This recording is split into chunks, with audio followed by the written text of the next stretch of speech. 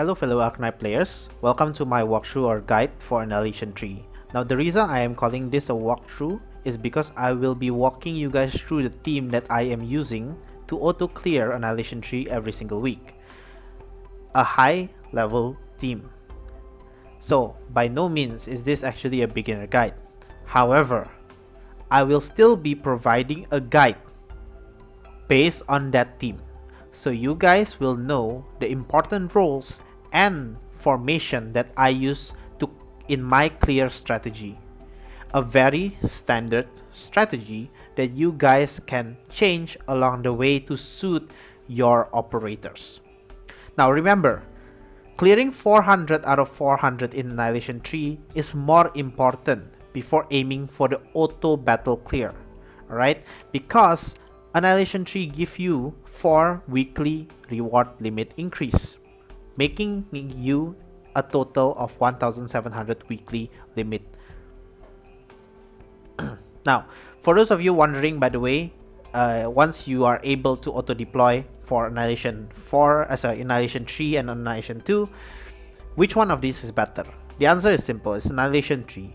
So Annihilation 3 gives you 345 on a full 400 clear, while Annihilation 2 only give you 325 on a 400 clear. Now 20 points may not sound a lot, but on average, actually, when you do it every single week, you will need to clear 5 Annihilation 3 to reach 1700 or 6 Annihilation 2 for 1700.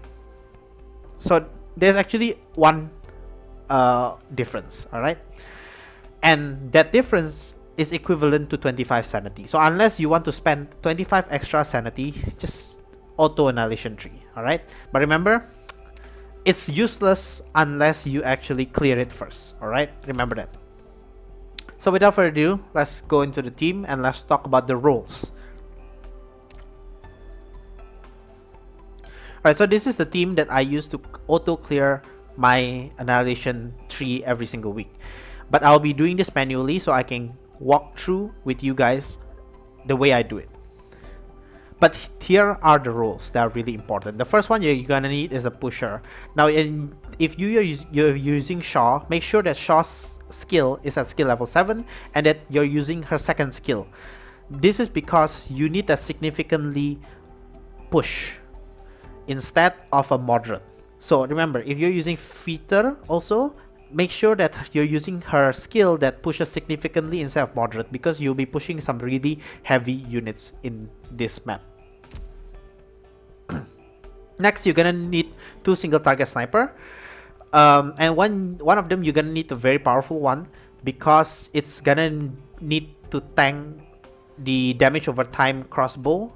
And if you guys have passed through chapter 5, you guys will know what I'm talking about. My recommendation is Blue Poison or XOCI. If you have Blue Poison and XOCI, I recommend using Blue Poison over XOCI. And the reason for that is because later down the line, there will be some really heavy armored units, and Blue Poison can easily kill them while XOCI cannot, because Blue Poison damage over time is it completely ignores armor, right? But I do not have Blue Poison, okay, so I'm using XOCI. Next, you're gonna need a Vanguard. It can be any Vanguard, it doesn't matter what ability they have as long as they generate deployment costs. But I do not recommend those Vanguards like Vigna that generate deployment costs when they kill a unit, because usually most of the units die before they reach the Vanguard.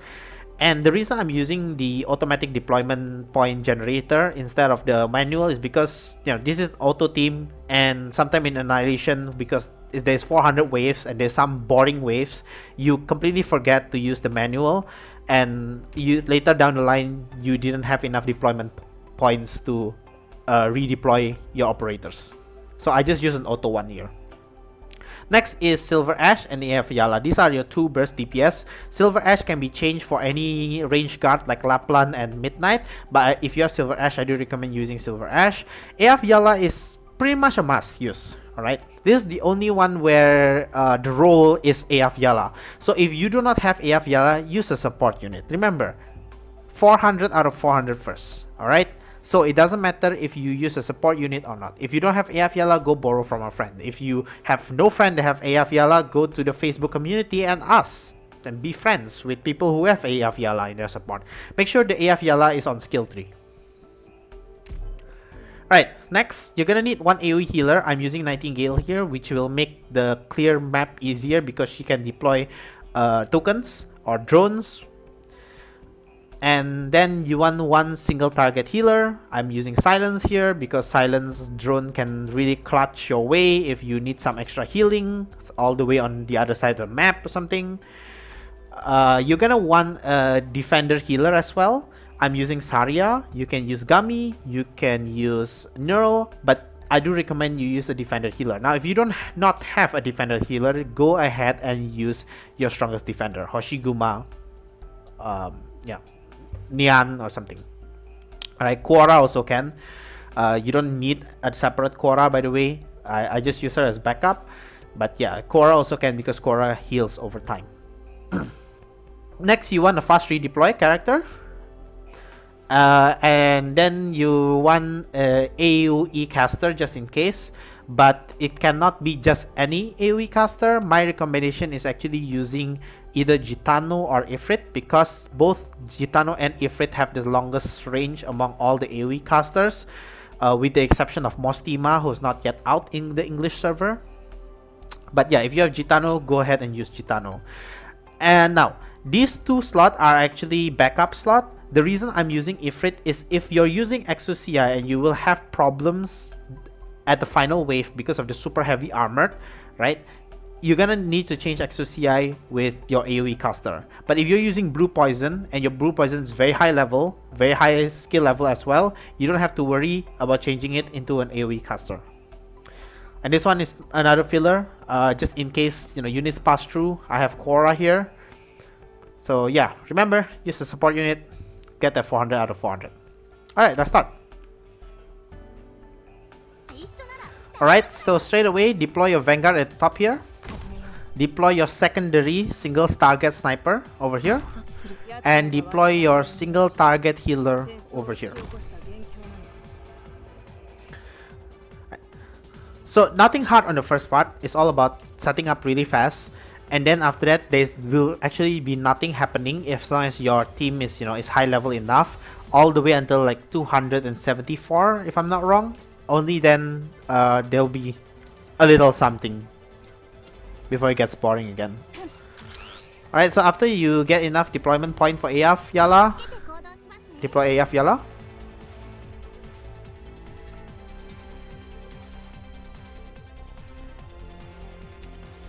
Let me speed things up.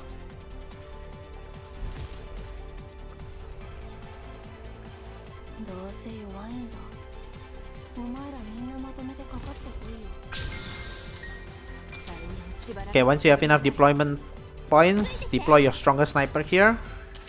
You would want to deploy Blue Poison here because her range can actually reach these tiles over here, while where the super heavy armor guy will spawn and camp for a while.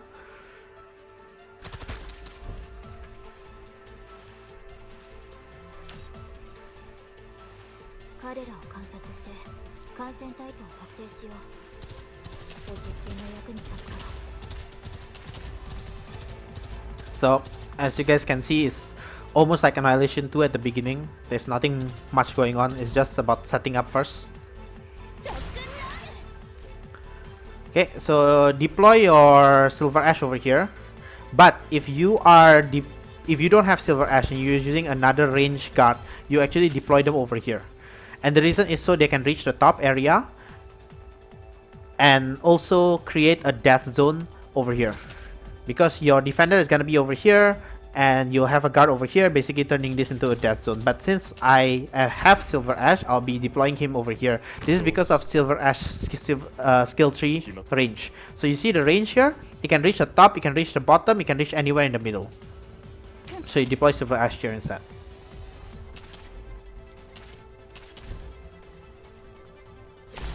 So next, we're gonna deploy Shaw Bottom here. So as you guys can see, there's holes. Now, you don't have to, if your single target sniper is really powerful, you don't have to worry about Shaw's lane until wave 300.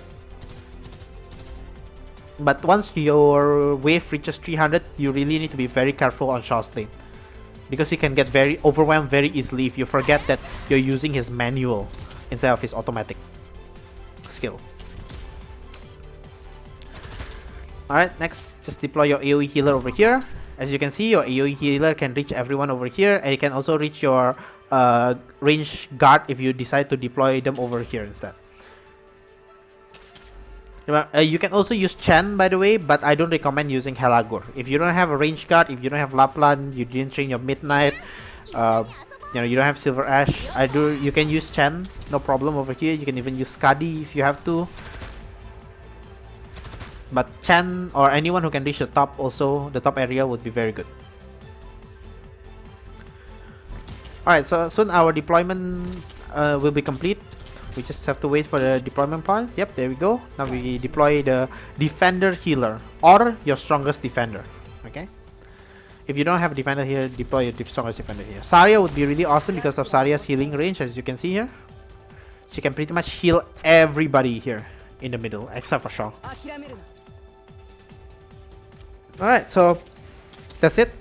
Our setup, our formation is done, and like I said, there will be nothing interesting happening until 274.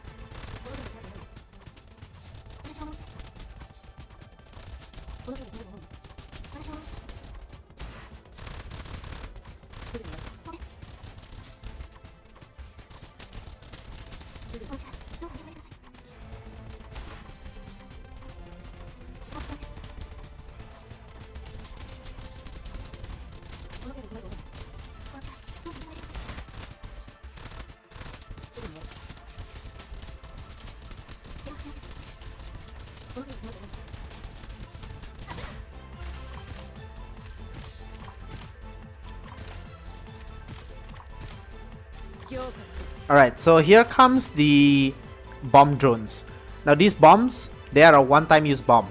So you have to bait them out because there are 5 of them and you cannot handle all 5, the damage from all 5.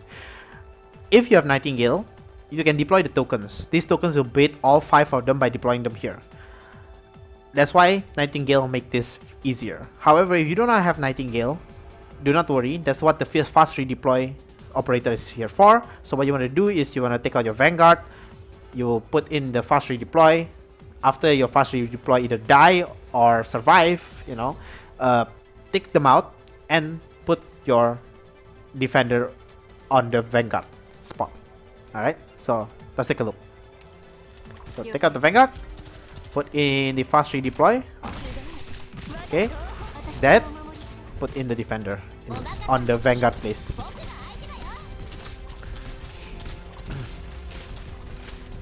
So there will be a second wave of these bombs, guy, but the second wave will only have 2 of them flying, and it shouldn't be a problem if your level is high enough. If it's a problem, then do the same trick. Okay, take out your Defender, put in the Fast Redeploy, and after your Fast Redeploy either dies or survive, take them out, put back your Vanguard. But other than that, nothing's gonna happen until the wave 300.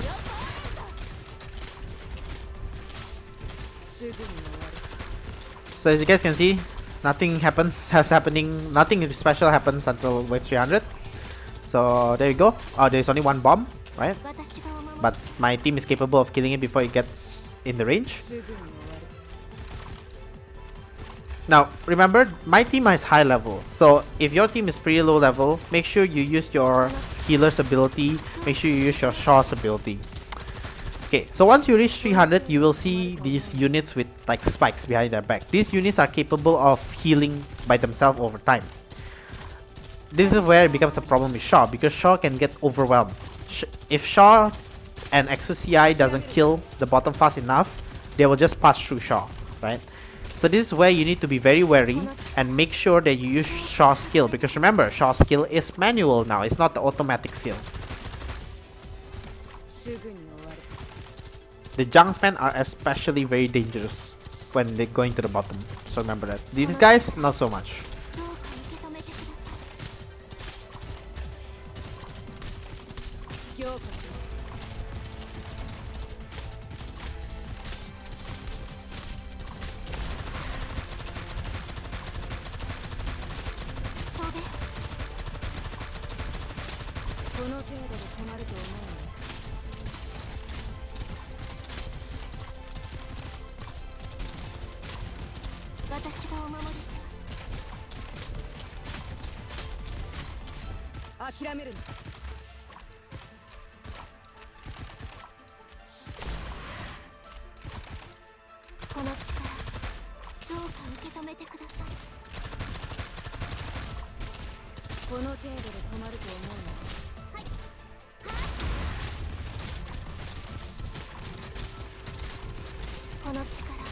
So remember to use Shaw skill, okay?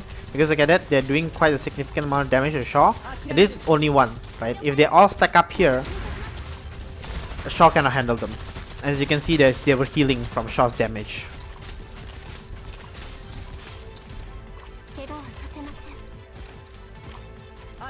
Hey, so here are the super heavy armored guys. Now these are dangerous because their third attack will stun your ground defender operator that is blocking them, and they can just walk past them. And these guys are so armored that XOCI cannot handle them. This is why blue poison is really good if you have blue poison here, right? You don't have to change to an AOE caster, but since I have XOCI, I will change to an AOE caster. And this is when you need to time your Eyjafjalla and Silver Ash ability wisely. Okay, so I'm just waiting for XOCI to take out some of the drones first. There we go. So, and then I will take out XOCI, put in Ifrit here. That way Ifrit will kill the one at the bottom here. Okay, now, okay, I'm gonna slow this down so you guys can see. After their first attack, right? You wait for the second attack to come and then you activate Eyjafjalla's skill. Because by the time they finish, they are gonna do their third attack, the second big guy will start moving. Okay, there you go, that's the second attack. So I will use my ability. Okay, die. Okay. So there you go. The second guy started moving and he is in Eyjafjalla's range and will die to Eyjafjalla's ability. There we go.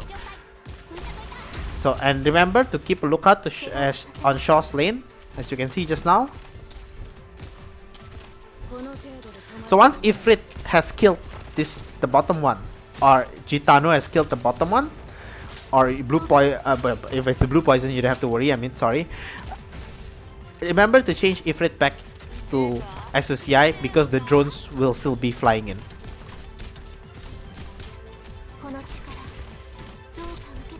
Okay. So, gonna take out XOCI here, redeploy.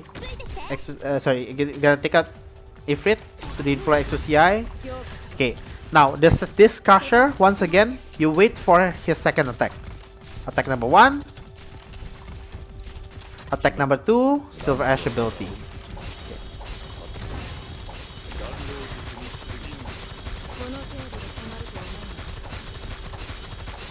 So by waiting for that second swing, right? Or you will the next super heavy guy will start moving. That's why you wait for it, so you don't waste your skill just on one of the heavies. You use it to kill two. So timing is really important here. Alright, so this is the most powerful one. This is the same heavy guy, but it's the boss version. But don't worry, if you have Eyjafjalla, which is why I recommend you use Eyjafjalla, even though if it's a supporter from a friend, right? If you have Eyjafjalla, go ahead and use Eyjafjalla skill. So here I'm gonna use Silver Ash skill again. If Silver Ash skill is not yet, you know, if it's still on cooldown for you guys, just use Eyjafjalla and use Silver Ash skill on the red guy.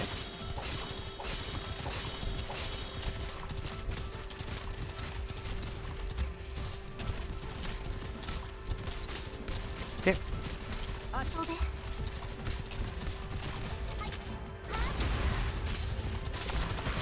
So as you can see, the drones are still flying in, so you have to take out Ifrit or your AOE caster. Alright, so the big red guy starts moving. Gonna use Eyjafjalla's ultimate. There we go, down. And the last three are just two drones and one small guy. The last one is a drone.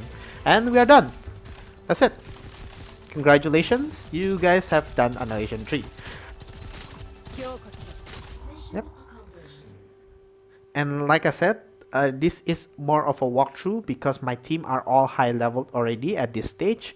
It's not a beginner's guide to it. I do not have a low rarity team over here.